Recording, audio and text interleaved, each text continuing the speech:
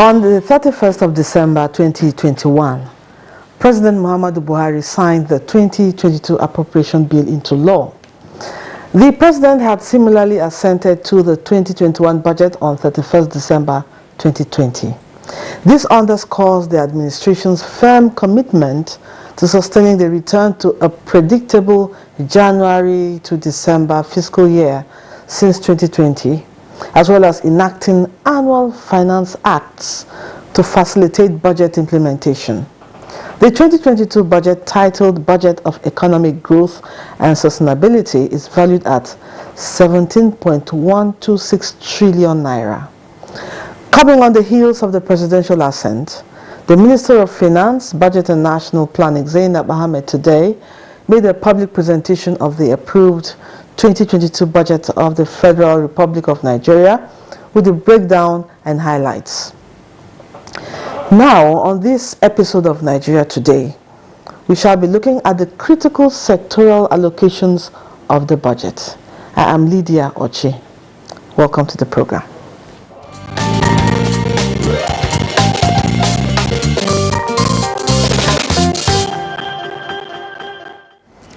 With me in the studio to discuss highlights of the 2022 budget is Dr. Tokpe Fashua. He is the CEO, Global Analytics. Welcome to Nigeria Today. Thank you very much. Thanks for inviting me. And Happy New Year. Thank you very much. Same to you. The January to December fiscal year, which resumed in 2020 after decades of delay in passage of budget, has been applauded by many financial experts. Does this really have any advantage for the country? It's important to be timely in some of these things. Like I say, that the budget is actually the most critical document in any country in a given year. It's the document that gets everybody's attention, and from which people begin to look at, okay, what's the likelihood, what's going to go on in the coming year. It affects their businesses. It kind of catalyzes a lot of businesses as well.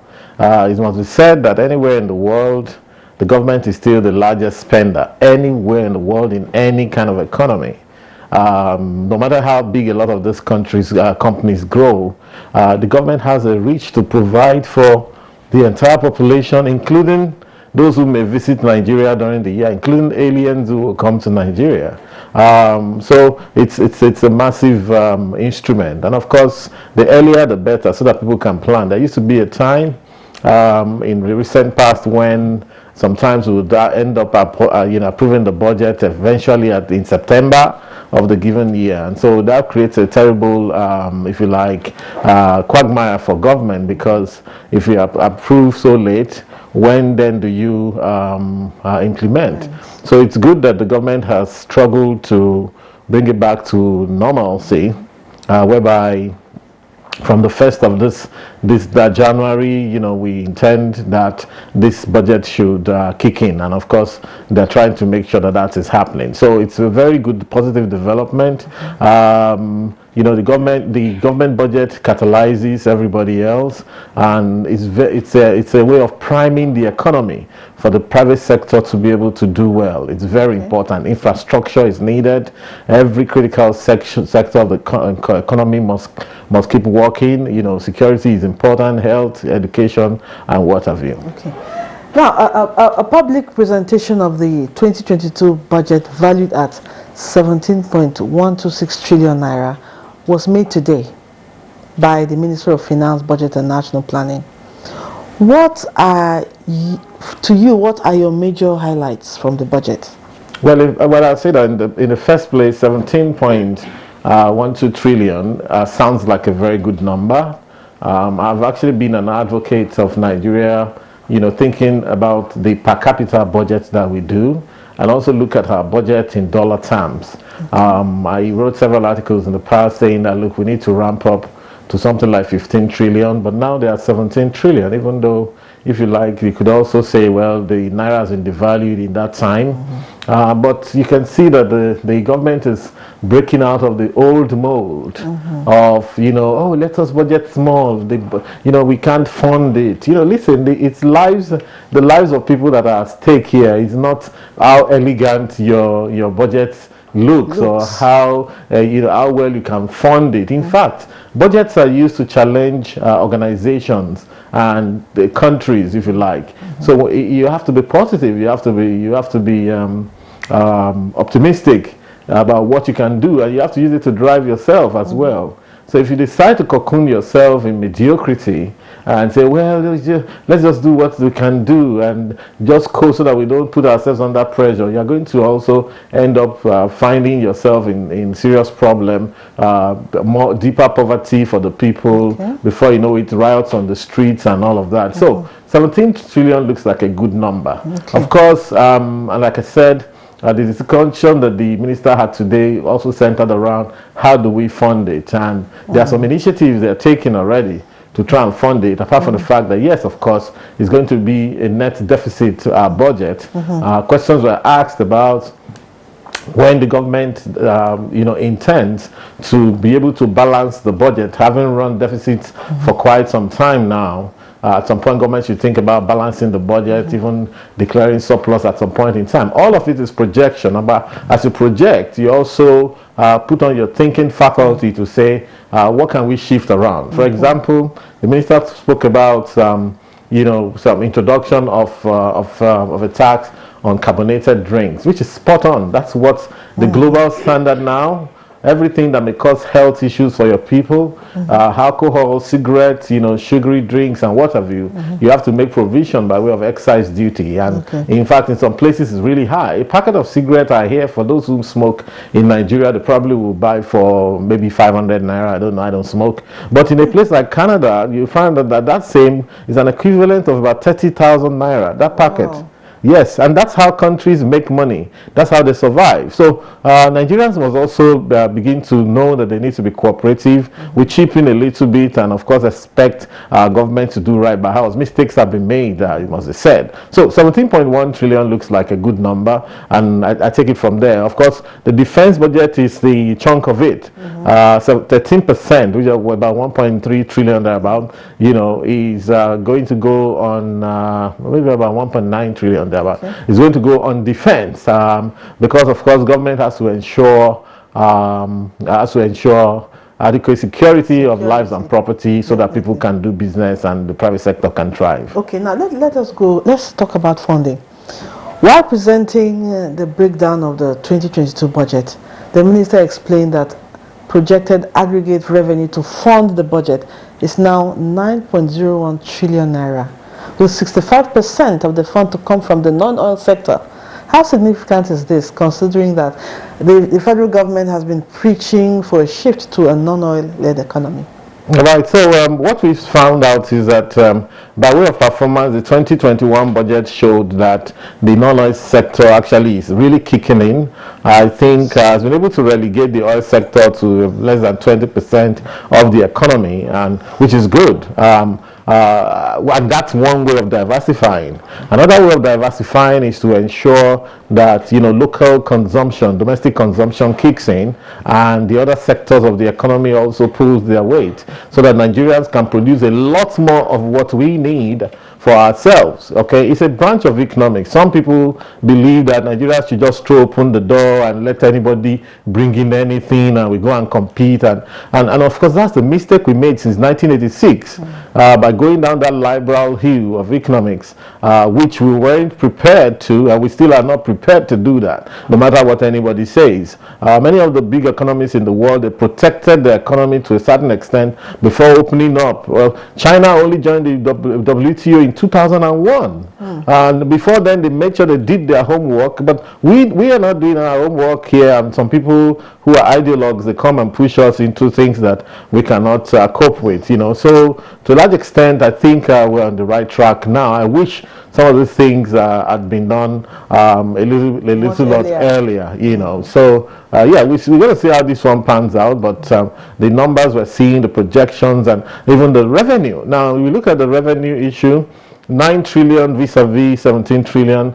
That looks like a huge deficit going on there. But I think there are two things I saw in the government budget. Number one is that in 2021, between January and November, the government-owned enterprises were able to remit about 520 billion naira more, okay, than they did in the whole of last year. So we're saying that in 2021, I mean the whole of 2020, in 2020 about 510 billion came in, but 516 billion, but in 2021 up to November, the government already brought in 1.103 trillion from the government-owned enterprise, because they set the rule for them and say, you know, you must remit at least 50% of what you take. So the MPAs of this world, and you know, if you like, all the guys that take money from Nigeria, maybe the FAN, the NCAA, all of those big organizations that take money on behalf of Nigeria, they charge customers for use.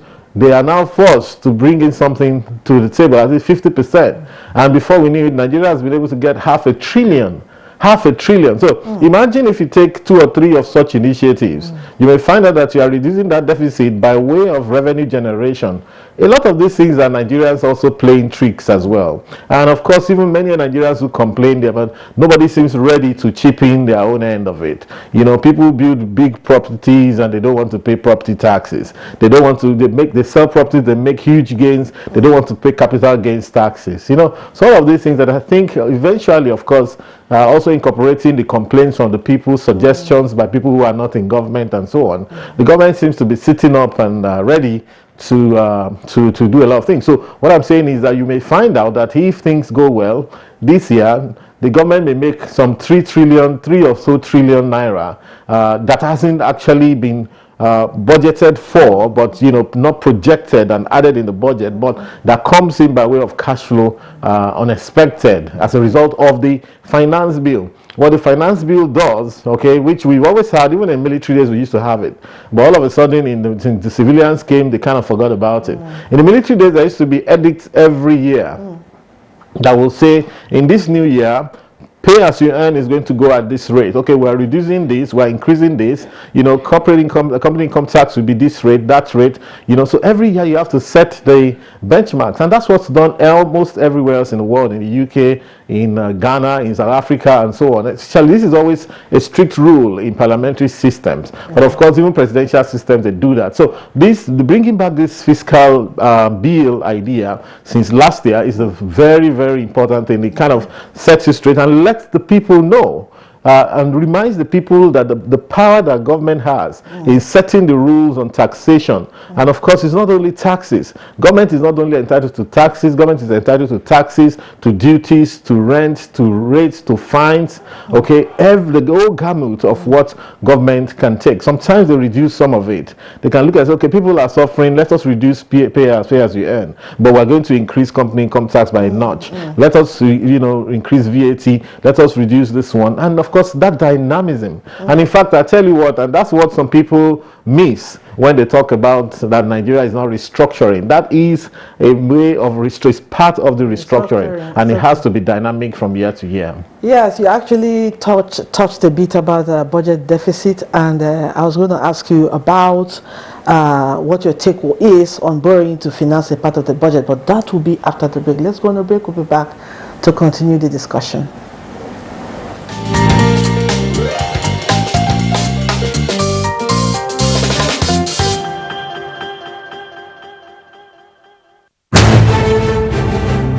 This is NTA News 24 broadcasting from Abuja. You can watch us anywhere, anytime on the following platforms.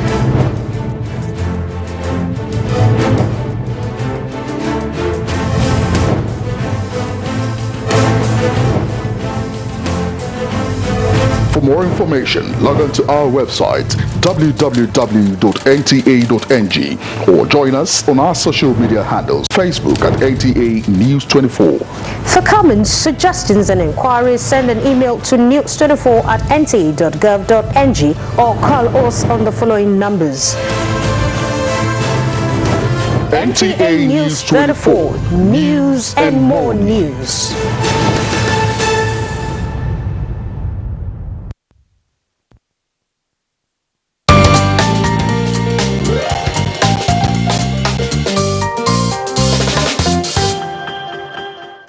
Thanks for staying. The program is Nigeria Today, and we are discussing highlights of the 2022 budget. Dr. Tokwe Fashowa is still here with us in the studio. He is the CEO of Global Analytics. And before we went on the break, we talked about the budget deficit. The overall budget deficit for 2022 is 6.39 trillion naira, representing 3.46% of the GDP. This deficit is to be financed by borrowings. So like I earlier asked you, considering recent concerns raised in several fora on borrowing, what is your take on borrowing to finance a part of the budget? Well, it becomes a necessity for now, even though I don't like the idea that much. However, you look at it from a very pragmatic perspective, it is a necessity because except you don't want to budget high on the expenditure side, okay? The only option you have is to crash the expenditure. And before you know it, there's a way you crash the expenditure, you won't even find money. You wouldn't have budgeted for money to even pay salaries itself, you know? So you don't want to do that. For bigger budgets, I'm saying that even now, given the fact that we've devalued our currency, given the fact that inflation has eroded a lot of things. As a matter of fact, if you look at the price of rice, when I checked, I went into a shop recently, local rice, Olam rice, was 26,000 naira. In 2015, it was 8,000 naira. So we're talking about 250% inflation over 6 years or thereabouts. That's not good for the people at all. Now, so you cannot reduce budgets. You can only increase. In fact, I'll be pushing for something like 30 trillion budget in the next year. That's the kind of numbers we want to see. And then we then challenge ourselves heavily on the revenue side. So if you're doing that, so the point is this, that for several reasons you have to borrow. The fact that if you are projecting to do more for your people than your revenue can finance, if you are projecting to build infrastructure, for example, which are long-term in nature, and you need to borrow money now and lock it down into the future, why not if not? What I would have wanted though would be that the borrowings that we do will be project tied strictly, so that we can basically say that, okay, we're tying this to project strictly, okay? So we say, are you borrowing for rails, for aviation, for roads that to be tolled or tollable? I don't believe that we should borrow to build schools in the village. Okay. I think that should be financed with internal generated funds.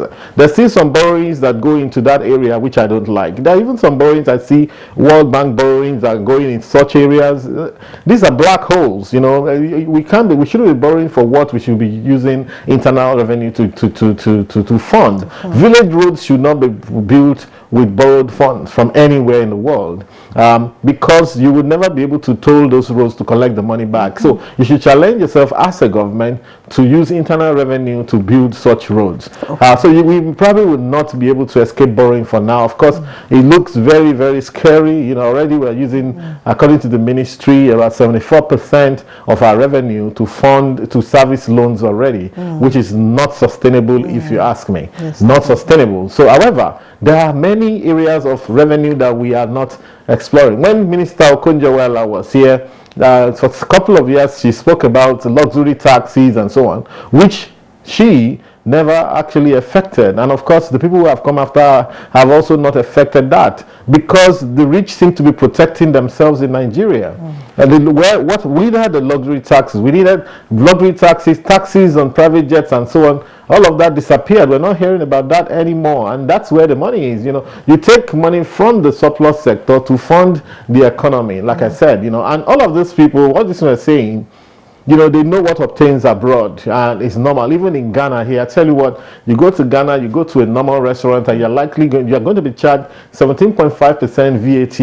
You're going to be charged in a restaurant. You're going to be charged 1% tertiary education fund in a restaurant. You're going to be charged 1% national health insurance. You're going to be charged 1% COVID levy.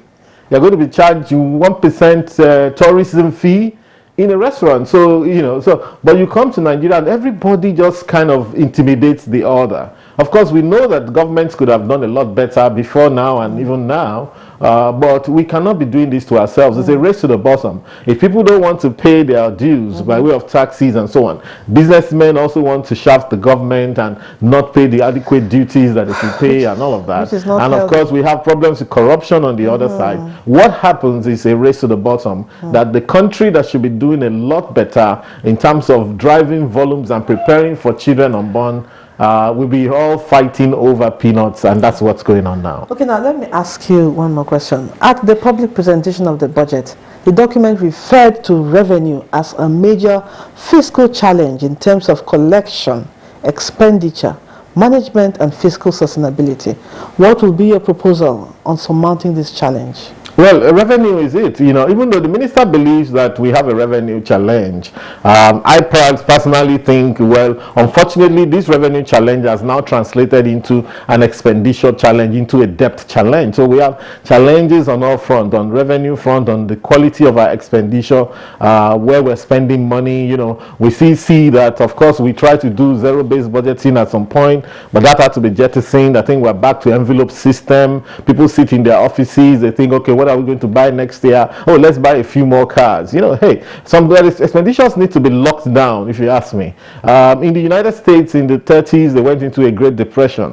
When they were going to come out of Great Depression between 1942 and 1944, in the United States under Roosevelt, they locked down the system and said that nobody will buy any new car in the United States. No company should produce any new car. They recalibrated for the war effort, and they're using that they were using those factories, General Motors, Chevrolet, all those people, Ford Motors, to produce jets, fighter jets instead. And that was how they were able to go, because it was a general effort. It was a combined effort. Everybody chipped in. Okay, and they were able to use that time and coalesce their efforts to get out of the Great Depression. Nigeria is also at war, an economic war, and an elevated security challenge that's driving people away from Nigeria rather than bringing in investment. People are also thinking in terms of taking money abroad. Nigerians are some of the most externalized people in the world. People call me every day and say, "Oh, come and come and pay for second citizenship," and I'm wondering, why will I go and start all over again at this point in time? But so many Nigerians don't have belief in their country, and they go abroad. Unfortunately, sometimes they get abroad and then they come back and they start cursing the country and all of that when they find out that it's not as easy as they thought abroad. So it's all a collective effort, if you ask me. The debt will be there, the challenges will be there. Revenues can be ramped up if the government and the ministry, if they continue along the trajectory from what I saw they projected today, perhaps they'll be able to reduce that deficit projection a little bit by driving up revenue. If the excise duties on carbonated drink kicks in, if you ask me, I would have thought, well, okay, it's 10 naira per liter of, let's say, Coke or Fanta. 10 naira, it's not a lot, because a bottle of Coke is maybe 50 cl, so that's 5 naira they're adding on that one. But of course, when you look at the volume, it will amount to a lot if they're able to capture that money properly, and if they're able to also ensure that the retailers don't add more than that 10 naira to that, because people wait for opportunities like that to add money in Nigeria, and they believe that the final consumer is the one that will bear the brunt. So you may realize that the government may be able to collect good money, and they should continue to put pressure on the government-owned enterprises. We're still losing quite a bit of money. Imagine that 500 billion was got from these people additionally last year alone. This is 500 billion that would have gone into the pockets of the same Nigerians, many of whom complain about how bad the country is. Let us ask for a final question. In less than a minute, the federal government projected Nigeria's base oil price at $57 per barrel in 2022 in consultation with NNPC and other stakeholders. However, the National Assembly increased the proposed 2022 oil price benchmark of 57 to 62. Now, do you foresee any serious implications from this adjustment? No, I don't actually, even though the National Assembly is always doing that, always increasing, because they're always thinking in terms of how much money will come in. Sometimes they've not been conservative enough. In some years past, they've made huge projections that didn't turn out that way. Okay, let me say this. The price of oil is totally random. It's totally random.